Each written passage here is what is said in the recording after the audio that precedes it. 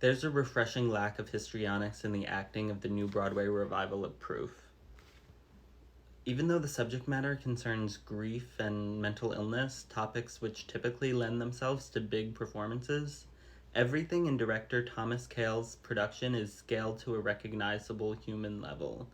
Even in Don Cheadle's performance, which is surprising because his character is a dominating presence in the life of his daughter Catherine, the protagonist played by Io Adibari. But Cheadle's presence doesn't dominate the stage in his scenes. Instead, he's more like you'd expect a famous mathematician to be, kind of awkward and recessive. But it's clearly an intentional choice, as no one in the cast, which also includes Jin Ha and Kara Young, is going really big.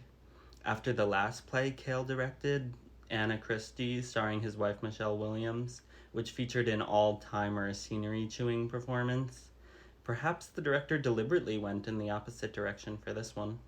David Auburn's play first premiered on Broadway in 2000 in a production that ran for 3 years, which is a very long run for a straight play. Before seeing this revival, I only knew it from the 2005 movie adaptation that starred Gwyneth Paltrow as Catherine. I really liked that movie, so I was anticipating this version, and I was not disappointed. Adibari is mostly known for comedic performances, but she's a rather effective dramatic performer too, and she has terrific chemistry with Cheadle. Their final scene together is quietly devastating. Auburn's play is just so beautifully put together.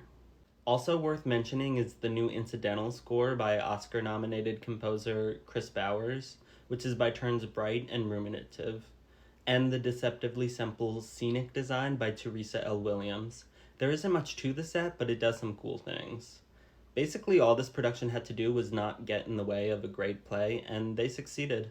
I paid $132.50 to see this show because it's an expensive ticket.